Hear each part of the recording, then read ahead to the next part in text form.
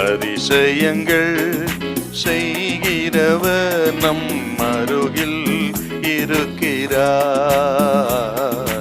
அற்புதங்கள் செய்கிறவர் என்றும் நமக்குள் வசிக்கிறார். 1 ராஜாக்கள் 14:21.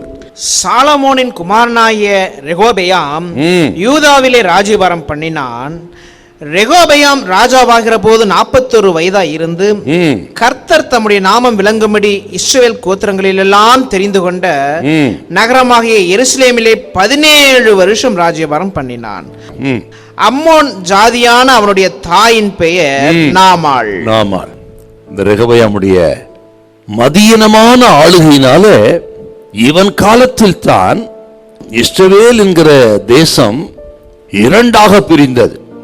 10 கோத்திரம் இஸ்ரவேல் என்கிற வடக்கு ராஜ்யமாகவும் யூதா பென்யமீன் என்கிற 2 கோத்திரம் தெற்கு ராஜ்யம், அதாவது யூதா கோத்திரமாக தேசமே 2ஆக பிரிந்த ஒரு துக்ககரமான நிகழ்ச்சி நடைபெற்றது இவன் ஆட்சி காலத்தில் தான்.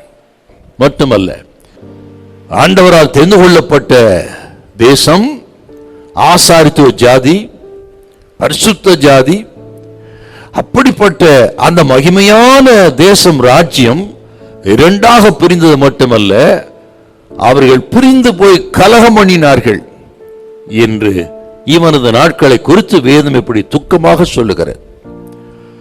இவன் வாழ்க்கை ஒட்டுமொத்தம் பார்த்தீங்கன்னா இன்றைக்கு இருக்கிற சராசரி கிறிஸ்தவர்களை போலத்தான் அன்றைக்கு வாழ்ந்திருக்கிறான்.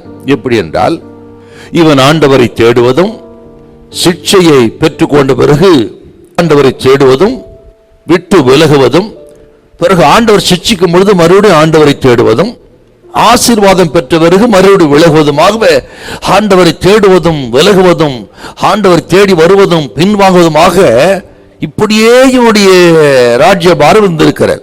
இன்னைக்கு அநேக கிறிஸ்தவர்கள் அப்படித்தான் இருக்கிறார்கள். சுயநலத்துக்காக ஆண்டவரை தேடுகிறார்கள், பிறகு திரும்பி போகிறார்கள். ஒரு சிக்ஷையை பெறும் பொழுது மறுபடியும் ஆண்டவரை தேடி வருகிறார்கள். சிக்ஷை முடிந்த பிறகு எல்லாம் சமாதானம் ஆசீர்வாதமான பிறகு மறுபடியும் பின்வாங்கி போகிறார். இப்படித்தான் அநேக கிறிஸ்தவர்கள் வாழ்க்கை இருக்கிறது. அப்படிப்பட்ட இந்த தள்ளாடுகிற கிறிஸ்தவர்களுக்கு இந்த ரெகொபெயாமின் வாழ்க்கை ஒரு எச்சரிப்பின் சத்தமாக இருக்கிறது. ஆகவே இது கேட்கிறவங்க நமது வாழ்க்கை எப்படி இருக்கிறது என்பதை கொஞ்சம் நிதானிச்சு பார்க்கணும். நம்ம இந்த ரெகொபெயாம் போல இன்றைக்கு இருக்கிற சராசரி கிறிஸ்தவர்களை போல இப்படி நானலை போல தள்ளாடுகிற மக்களா இருக்கிறோமா, அல்லது கேதுரு மரத்தை போல உறுதியா என்ன சோதனை நெருக்க வந்தாலும் சரி ஆண்டவரை விட்டு விலகாமல் இருக்கிற உத்தமமான கிறிஸ்துவா இருக்கிறோமா என்பதை கொஞ்சம் தியானம் பண்ணி பார்க்கணும். உங்கள் வாழ்க்கையை ஆராய்ந்து பார்த்து எந்தெந்த பகுதிகளிலே சரிபடுத்திக் கொள்ள வேண்டுமோ சரிபடுத்திக் கொள்ள கர்த்தர் உங்களை அழைக்கிறார். அல்லேலூயா, அல்லேலூயா.